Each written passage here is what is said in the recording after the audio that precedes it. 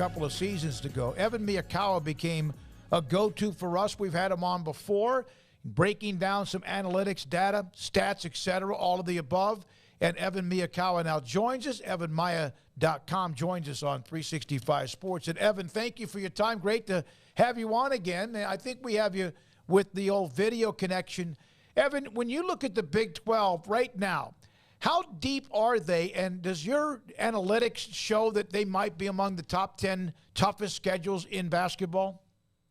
I think at this point it is undeniable that the Big 12 is the best conference in college basketball from top to bottom. I feel like nationally the headlines have wanted to get away from this a little bit because of conference realignment, other conferences getting souped up now or in the future. But all of these teams in this conference are loaded. I mean, when you have West Virginia on my website ranking as the worst team and they're still inside the top 45, that's an absolute gauntlet for every single team in this conference, which can be good and bad. Good in the sense that you can get big wins. Every opportunity is practically a quad one opportunity most games. But at the same time, even if you're a good team, you can slip up a little bit, lose 3 or 4 in a row, and suddenly be kind of scraping to get in the tournament. So it's a double-edged sword. All things considered, though, this conference is by far and away the best conference, no matter which way you spin it. So let's get your assessment of Baylor, one of your top 5-man lineups, but they did start off on that 3-game skid. They haven't looked completely like themselves yet, Evan.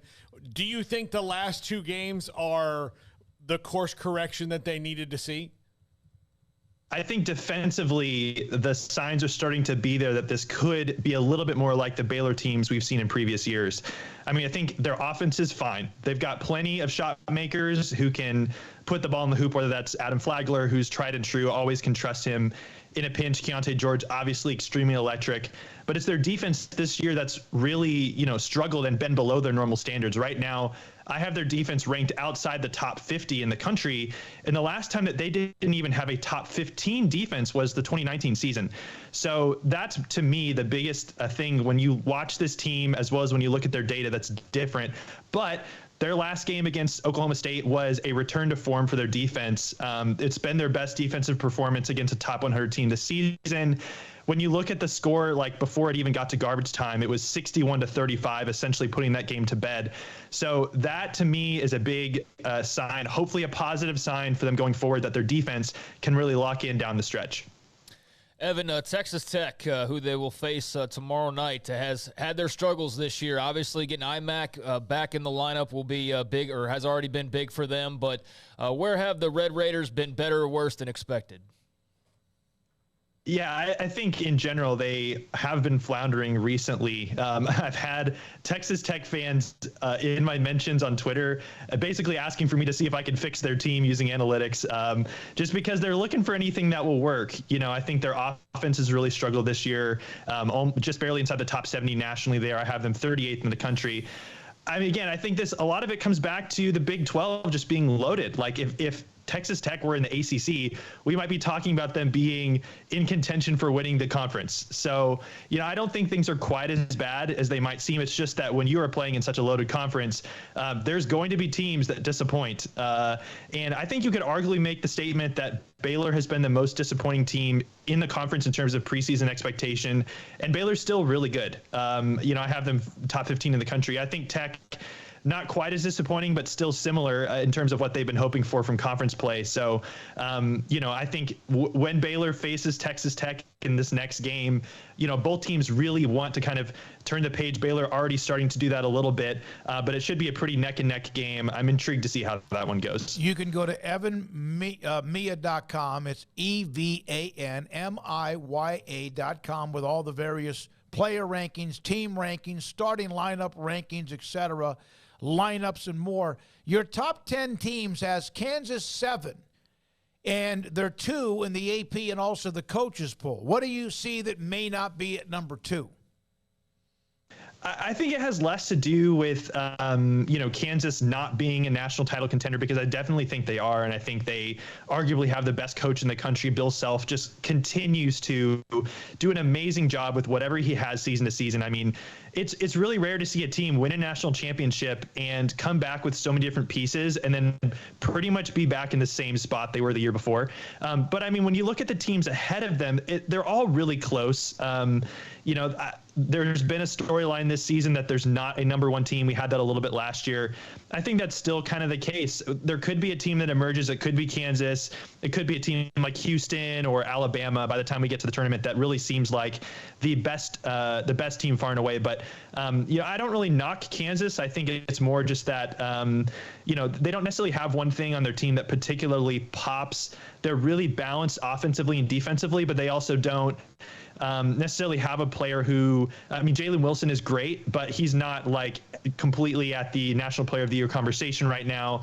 So they might miss a little bit of that, big time star shot making, like a little bit more of what Abaji brought last year. Obviously, Jalen Wilson, I think, can be that player for Kansas, but you'd love to see a little bit more kind of top end from them going down the stretch. Houston is your number one. Gonzaga is your number three. Both of them have had the problem of their schedule, which once they get in conference is not their fault, has not prepared them well for when they do play the elite teams, and then they seem to kind of get left behind there. Houston, especially the last few years, has fantastic teams and then gets to that level where they haven't played anybody like this, and it shows in the tournament. Can those teams sustain it this year? Yeah, I don't necessarily know if we know that answer yet. I do think of all the teams in the field, I do think I have the most confidence in Houston, just because on paper, as well as what we knew that they had coming in. Kelvin Sampson's a great coach. They just seem like the most rock solid, trustworthy team in this group, the least likely to have a really bad outing or get out scouted or something like that. And you mentioned how they've run into teams in the tournament in the past that have just been, maybe more athletic than them. Obviously, we think of that Baylor Final Four game 2 years ago. But all things considered, the last two tournaments, Houston, I think, has outperformed expectations for them. That Final Four season, they were a 2 seed and they made the Final Four there. Last season, they were, I think a 4 or 5 seed, and they ended up knocking off Arizona to get to the Elite Eight. So, I think that they are a team that typically actually, is underrated often going into the tournament. I think it's going to be a slightly different story this year if they keep up a good performance in their league. They get a 1 seed, because now the spotlight will be on them, and it'll be more like they have more to lose than to gain. So I think that's going to be a new spot for them. At the end of the day, I have a lot of confidence in Kelvin Sampson. I also think this Gonzaga team is underrated. I have them a lot higher than most national pundits do. Right now they're inside the top 10 in the AP poll. They've scraped some victories recently. They definitely don't have the NBA talent on their roster that they've had in previous seasons. But they still do have Drew Timme, who I think is still one of the best players in the country. They have a team that has a lot of experience, whether, previous tournament experience or transfers with lots of experience. So I think they're going to be underrated going into this tournament. I think they're going to like that. I think there's going to be bigger storylines going into the tournament that could set them up to succeed, potentially, make a Sweet 16 Elite 8 Final Four run that many people may not count them to do. So I'm intrigued to see what they do there. When it comes to Rodney Terry taking over for Chris Beard, as unforeseen as that was a few weeks back, Texas has, remained on a pretty nice run. Nice win over Texas Tech the other night. Have you seen anything just drastically different or noticeably different in terms of kind of where they were and where they have been now, Rodney Terry leading the charge? Honestly, I think it's been a little bit surprising on the surface that they've managed to stay at such a high level. But I was listening to an interview with Marcus Carr after their most recent win. I think it was on the Field of 68 show. And he was basically saying that, even though Coach Beard is gone, they have Rodney Terry and staff there, they're running things the same way because they trust them, and they have already been relying on the input from those guys, and they're bought in. And so I think they've done a really great job of showing maturity down this stretch. I think this is more of the team that we kind of expected from them last year. They had top 5 preseason buzz last year, and then it ended up being, a little bit below expectation. I think this year they have more of a mature group. That backcourt is a much more solid than last year, with Marcus Carr getting a little bit more freedom, because of the other pieces he has around him. So I'm really impressed with what they're doing. Obviously, they only have one recent loss against a Kansas State team that also has been so impressive this year.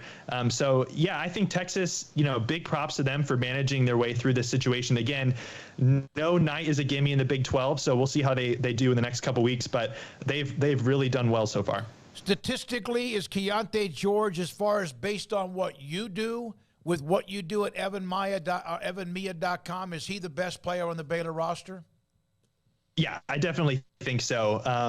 There was a lot of differing opinion on him coming into the season. I think most people generally agreed that he was underrated by the recruiting services. He was not in the top 10 nationally in terms of his class, but when people watched him on tape, when they saw what they did in the preseason, it was like, this player, he is special. He's going to be, potentially an NBA lottery pick. And I think his performance offensively has maybe been more inconsistent than some Baylor fans, including myself, thought. But all things considered, I still think he is their most important piece. I have him 39th in the country in Bayesian performance rating, which kind of measures his overall offensive and defensive impact. 4th in the Big 12. So he's still been a really great piece for them. So I do think that he still has been their best player, and he still has more to grow and to prove this season. So, I think he is the kind of star that Baylor does need if they are going to kind of play to their potential and potentially make a deep tournament run. Evan, the game tomorrow night in Lubbock, Tech is 0-5. I believe 0-5 in the conference. Baylor's 2-3, trying to dig out of a hole themselves. Tech is better. They have some players back. We mentioned that.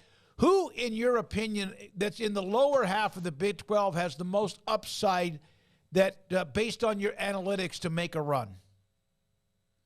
Well, I think that team, that's tough. You're looking at teams like Kansas State. They're barely outside the top 5 there, but obviously they've been one of the most impressive teams the last couple of weeks. I think you can't look past West Virginia. This seems like a similar story to last year, where West Virginia had a great non-conference schedule the last 2 years, and then they just completely melted in Big 12 play last year. And so far, that has kind of been a similar story. They were really hot coming into conference play. It hasn't really happened for them so far. So with that being said, you might expect for them to, regress to the mean a little bit in a positive sense, where they've underperformed, where the metrics have them. And, even though they are last in the conference, does not mean that they are supposed to lose every game. And they're in 45th in the country in my team ratings, but Kansas State, who is 6th in the conference, is only 9 spots ahead of them. So that gap is very easy to close if you have some good performances. So I'm not saying it'll happen, but they're a team that I think, could be in a much different spot even a month from now if they're able to turn it on a little bit and play closer to expectation for them. Evan, thank you very much. We appreciate your time. Great to have you on. We'll get you back into the rotation.